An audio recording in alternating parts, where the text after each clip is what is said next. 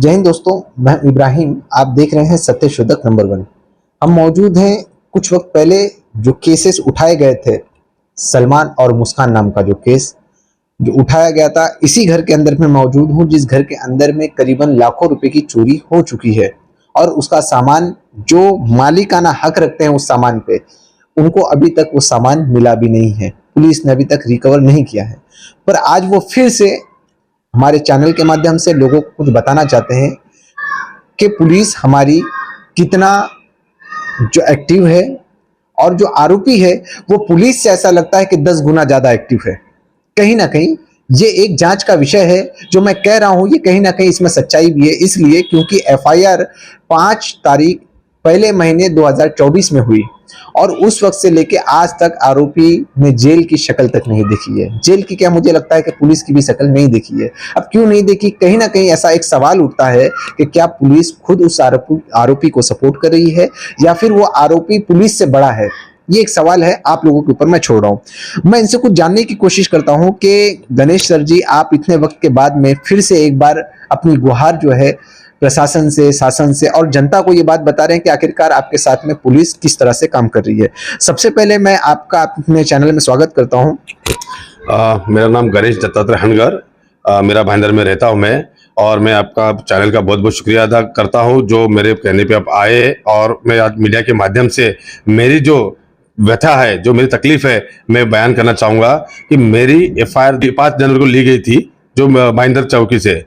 आज तक वो आरोपी पकड़े नहीं गए। मैंने कई बार उनको बोला कि यहाँ पे छुपे हैं, वहाँ पे छुपे हैं, फिर भी आज मुंबई पुलिस का नाम टॉप लेवल पे आता है वर्ल्ड के, तो भी तभी अभी तक वो आरोपी उनके हाथों पे नहीं पकड़े गए, जबकि वो लेडीज होने के बावजूद भी। और उसके बाद भी मैंने चौकी में जाके कई बार जाके बोला कि जो कार में वो लोग जो 53 तोला सोना 9.5 लाख रुपया कैश लेके भागे, जो कार में, वो कार का नंबर तक दिया मैंने। वो कार आज भी उनके घर के नीचे पार्क है। मैंने कम से कम 20 बार जाके चौकी में बोला होगा कि साहब वो कार को हिरासत में क्यों नहीं लिया गया, तो उन्होंने मुझे जवाब दिया कि कार ने चोरी नहीं की है, इंसान ने चोरी की है। अच्छा, एक सवाल मैं रोक करके आप लोगों को बता दूं कि अगर कोई चेन सेंचर होता है तो उसके साथ में बाइक भी जब्त कर ली जाती है। साइकिल कोई उठा के लेके जाता है या साइकिल से करता है तो साइकिल उठा के जमा कर ली जाती है। यानी जिस चीज के ऊपर में वो अपराधी अपराध करता है वो चीज को हिरासत में ले लिया जाता है। पर ये जो इतनी बड़ी गाड़ी है, ये गाड़ी को हिरासत में नहीं लेने की वजह क्या है? सर, मैं कई बार बोल चुका हूँ कि उसकी पहुंच पुलिस में बहुत है, काफी पैसा खिलाता पुलिस वाले को। ड्रग्स का माफिया होने के बावजूद बहुत बड़ा वेपन का व्यापारी है सर। 3 रिवॉल्वर दिखा रहा है। आज आप एक हथियार छोटा सा चक्कू दिखा दो तो आपको कुत्ते जैसा मार के लेके जाएंगे, लेकिन आज 3 रिवॉल्वर दिखाने के बावजूद भी आरोपी घूम रहा है और एंट्री सर्टिफिकेट बेल के लिए ट्राई कर रहा है। मैं करीबन हर 2 दिन के बाद चौकी जाके पूछता हूँ कि वो बेल के लिए आए क्या, लेकिन मुझे ठीक से जवाब नहीं मिलता है। आज 2:30 बजे मुझे कॉल करके बताया जाता है कि वो बेल के लिए आया गया है। अभी मैं यहाँ से थाना कोर्ट कब पहुंचूंगा, कब मेरा वकील पहुंचेगा? ऐसा क्या है उस आरोपी से इनका नाता मुझे नहीं मालूम। मैं रोज पूछने के बावजूद मुझे कुछ भी डिटेल देते नहीं वो लोग। अच्छा, मैं एक और चीज, मीरा भाईंदर पुलिस जो है ये काफी जागरूक पुलिस है, पर ये कैसे हो रहा है मुझे समझ में नहीं आ रहा कि आखिरकार पुलिस के अंदर में सब पुलिस वाले बुरे नहीं होते और सब के सब कहीं ना कहीं इनके कहने के मुताबिक में ऐसा लगता है कि ईमानदार भी नहीं होते। अब ये सवाल पुलिस के ऊपर खुद खड़ा होता है कि क्या हमारी पुलिस मीरा भाईंदर की है, ये इंसाफ दिलाने में सक्षम है या फिर नहीं है? क्या ऐसा कि अपराधी अपराध करे और पुलिस समर्थन करेगी उसका, या ऐसा कि अपराधी जब भी अपराध करे तो 100 बार सोचे कि मीरा भाईंदर की पुलिस बहुत खतरनाक है? ये मुझे समझ में नहीं आ रहा है। ये एक सवाल बना हुआ है। अगर आप लोगों को समझ में आ रहा है तो दोस्तों कमेंट में जरूर जवाब दें। अब मुझे एक जानकारी और भी मिली है कि आपके ऊपर जानलेवा हमला होने की भी बात की गई है, प्लानिंग रची गई है। रेप केस भी आपके गांव में डालने की प्लानिंग रची गई है, जो हमें सूत्रों से जानकारी मिली है। तो ये क्या ठीक है, ये सही हम कह रहे हैं? यस, बिल्कुल। 2 फरवरी को मेरी बीवी सलमान और उसकी फ्रेंड रिया गिल और उसका एक दोस्त, वो लोग मेरे गांव में, पुणे में, वाघोली में मेरा गांव है, घर है, वहां पे मेरी माँ अकेली रहती है। 84 एज की मेरी माँ है। वहां पे जाने के बाद मुझे ढूंढने गए वो लोग। वहीं पे भी रिवॉल्वर लेके गए थे। सलमान था, उसका एक फ्रेंड था, शायद फैजान चेक करके था, लंबू जैसा, मेरी माँ को दिखाया वो था। रिया गिल थी और मुस्कान भी थी, वो घर में जाके मेरा मेरा एड्रेस पूछे। मैं नहीं होने के बाद मेरी माँ को वहां पे मारा गया, उस बुड्ढी को मारा गया, और उसके गले में जो उसने जो गंठन जो बोलते हैं हमारे मराठी में गंठन करके बोलते हैं, वो छीन के वहां से भागी और धमकी देके गए कि गणेश जिधर भी रहेगा उसको, सलमान ने बोला कि जिधर भी गणेश मेरे को मिलेगा उसको हम गोली मार देंगे। तो मतलब इतना बड़ा आरोप है कि जिधर उधर जाके वो सबको गोली मारने की धमकियां देता है। उसकी एफआईआर कॉपी मेरे पास पुणे की ये एफआईआर कॉपी है, मैं आपको दिखाना चाहूंगा जरूर। ये एफआईआर कॉपी पुणे में उनके ऊपर एफआईआर हो चुकी है, ये एफआईआर कॉपी है। और इतना होने के बावजूद भी वो डरते नहीं है। और मुस्कान और सलमान पिंपरी चिंचवड़ में जो मुस्कान की बहुत सारी सहेली है, उनको जाके उसने बोले, ये सलमान ने बोला है कि गणेश पे रेप केस डालो, मैं आपको 2-2 लाख रुपया दूंगा। मैं उसकी सहेली का नाम नहीं लेना चाहूंगा, उसने मेरे हाथ जोड़ी है कि प्लीज किसी को मत बताना कि सलमान और मुस्कान यहाँ पे ऐसे हमको आके बोल के गई कि आप उसके ऊपर रेप केस डालो, कोई भी केस डालो, हम आपको 2-2 लाख रुपए देंगे। अब सोचिए कि लेडीज को सबसे पहला प्राधान्य देती है हमारी सरकार, गवर्नमेंट देती है। अगर ऐसे झूठे केसेस मुझ पे डालने जाएंगे तो मैं किसके पास जाऊंगा, मैं किसके पास न्याय का गुहार करूंगा।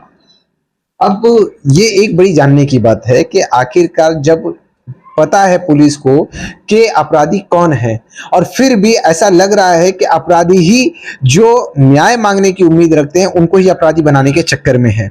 ये एक कमाल की चीज है। मुझे समझ में नहीं आता कि महिलाओं को जो संरक्षण हमारी सरकार दे रही है, वो संरक्षण के चक्कर में ऐसा ना हो कि जो बेगुनाह लोग हैं वो फंस जाएं। क्योंकि कहना क्या है, अगर कोई महिला मजबूर होगी तो उसे 1-2 लाख रुपए में तो उसका अच्छा खासा घर चल सकता है। कहना क्या है जाकर के ये कि सिर्फ और सिर्फ इस आदमी ने मुझे तकलीफ दी है, इस आदमी ने मेरे साथ में छेड़छाड़ की है, बस हो गया।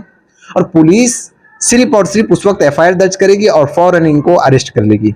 फिर यहां से भी पुलिस अरेस्ट करेगी और उसके बाद में जो इनका हाल होगा वो मुझे बताने की जरूरत नहीं है। वो इसके लिए बताने की जरूरत नहीं है क्योंकि जो सामने वाली पार्टी है वो कितनी पहुंची हस्ती है, जो बंदूकें दिखा रही है, जो यहाँ पे जो चरसुल्ले गर्दुले उनको इनका कॉन्ट्रैक्ट दिया जा रहा है कि इनके साथ में किस तरह से काम किया जाए, या इनको टपकाने का हो या तो इनको लड़ाने भिड़ाने का काम हो, ऐसे यहाँ के गर्दुल्ले लोगों को कॉन्ट्रैक्ट दिया जा रहा है इनका। तो अब मुझे बताने की जरूरत नहीं है कि वो कितनी पहुंची हस्ती है सलमान। ये कि ये बड़े कमाल के इंसान है, ये शायद हमें जो जानकारी मिली है कि ये कुछ ऐसे बड़े बड़े घर को चुनते हैं और उसमें से महिलाओं को हो या पुरुषों को हो नशे का आदी बना करके उससे ये फिर धंधा करवाते हैं, या तो फिर उसको जो है अपना एक एम्प्लॉय बना लेते हैं कि तुम हमारे लिए काम करोगे। तो जिसी तरह से ऐसा लगता है कि मुस्कान गणेश हैंगर है, उसको भी इस्तेमाल इसी तरह से कहीं ना कहीं किया गया है, मुझे एक ऐसा लगता है। और पुलिस को ये चीज के बारे में उनको जब पकड़े तो जरूर सलमान के साथ में ये चीज जानकारी लेके इसको आखिरकार कैसे ब्लैकमेल किया गया है। अब आप लोगों की राय दोस्तों, जो इनके साथ में हुआ है उस पर क्या है जरूर कमेंट करके बताएं। मैं आपसे एक चीज और सवाल करना चाहता हूं कि आपने कुछ देर पहले कहा कि महाराष्ट्र की जो हमारे मुंबई पुलिस है ये one of the best police है क्राइम को रोकने में, क्रिमिनल्स को पकड़ने में। पर आज का क्रिमिनल जो है वो पुलिस चौकी में आता है, यहाँ वहां घूमता है, पुलिस से बात हो रही है और पुलिस उसको कैसे सपोर्ट कर रही है, ये तो मेरे समझ में नहीं आ रहा है। उनको मैं कई बार बताया कि वो कलीना आके गया, मेरा भाईंदर जो होटल में था वो होटल का एड्रेस तक बता कि होटल में आके गया। कई बार वो लोग पूछेंगे मुझे उसका नंबर दो। अगर मैं ही नंबर दूंगा, मैं ही एड्रेस बताऊंगा तो फिर भी पुलिस क्या करेगी। में इतने होनहार ऑफिसर्स है, उनकी इतनी अच्छी टेक्नोलॉजीज है, उसको तुरंत पकड़ सकते हैं। आज उसकी बीवी सलमान जाने के बाद उसकी बीवी वो ड्रग्स का धंधा संभाल रही है। उसकी बीवी जो नसरीन खान जिसका नाम है, वो बोले कि मेरा पति इसको मैं जानती नहीं, आज जितना भी फाइनेंस कर रही है उनको वो कर रही है। आज वांटेड में रहने के बावजूद उनको जो पैसा मुहैया करा गया उसकी बीवी कर रही है।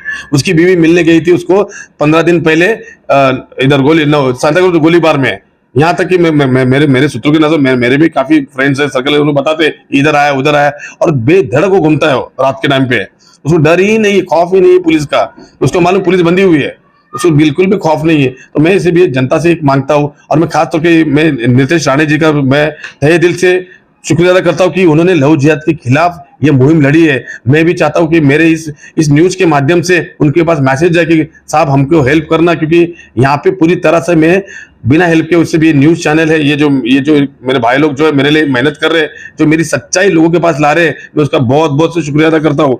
ये मेरे साहब का भी बहुत शुक्रिया अदा करता हूँ कि उन्होंने बोला कि जो तकलीफ उन्होंने देखी है मेरे आगे बोला। आज मेरा 5 साल का बेटा है, उसको रोज स्कूल से लेके जाने से आने से मेरे को सब करना पड़ता है, कोई मदद मेरे को किधर से नहीं मिली। मेरा काम धंधा बंद करके मैं उसके पीछे लगाऊं और आरोपियों मेरे को धमकियों पे धमकी, 3 बार मेरे पे अटैक हो चुका है मारने का। मेरी माँ जो इतनी बुढ़ी होने के बाद उसको कोई मारता है, मारने के बाद वहां पे एफआईआर होने के बाद उसको भी धमकी दी जाती है। वो पूरी तरह से डरी हुई है, आज भी हॉस्पिटल में एडमिट है। आप जाके देख सकते हैं बांद्रा में होली फैमिली हॉस्पिटल, उसमें एडमिट है मेरी माँ।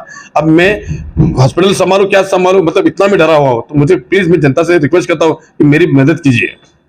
अच्छा, ऐसा तो नहीं कि आपको सिर्फ और सिर्फ मस्ती पड़ी है बोले पुलिस चौकी पुलिस वालों को परेशान करना, कहीं ऐसा तो नहीं? कुछ लोग होते हैं जो पुलिस वालों को बहुत परेशान करते हैं। सर मैं पुलिस का तहे दिल से मतलब रिस्पेक्ट करता हूँ, क्योंकि मेरे खानदान में से बहुत सारे लोग पुलिस में है। पुणे में मेरे भांजा आईपीएस ऑफिसर में, मतलब मेरे आधे से ज्यादा फैमिली पुलिस में है। उन्होंने मेरे को बोला कि कुछ पुलिस वाले होते हैं लेकिन सभी नहीं होते गणेश, तो टेंशन मत ले, तू न्याय पे विश्वास रख। और आज उस न्याय के विश्वास पे सर, उस मतलब वो सोच के ही मैं अभी तक इतना खड़ा हूँ। तो कभी तो मैं कुछ पुलिस वाले ऑफिसर का जो नवगर के, उनका बहुत तहे दिल से स्वागत करता हूँ। मैं खुद का आत्महत्या करने वाला था, सुसाइड करने वाला था, लेकिन उन्होंने मुझे करने नहीं दिया। खास तौर के जैसा एक पाटिल साहब करके हमें, उसने मेरे को बहुत मोटिवेट किया कि मत तो ये सब गलतियां मत कर, तेरा बेटा बेटे के लिए जी। लोखंडे साहब जो है उन्होंने मेरा बहुत हेल्प किया, गणेश ये मत करना। मैं ऐसे होनहार ऑफिसर लोगों में हौसला अफजाई करता हूँ कि उनको और आगे बढ़ाया जाए। उन्होंने बहुत मेरी मदद की और रियली मेरे मन में से आत्महत्या का विचार निकल गया। और मेरे को अभी नई हिम्मत मिली कि लड़ूंगा मैं, जहां ज्यादा से ज्यादा क्या मेरा खून नहीं कर सकता है, उसके अलावा कुछ नहीं करता। लेकिन मेरे मरने के बाद भी मैं दरख्वास्त करता हूँ नौगर पुलिस स्टेशन से, प्लीज मेरे घर वालों को न्याय दिला देना।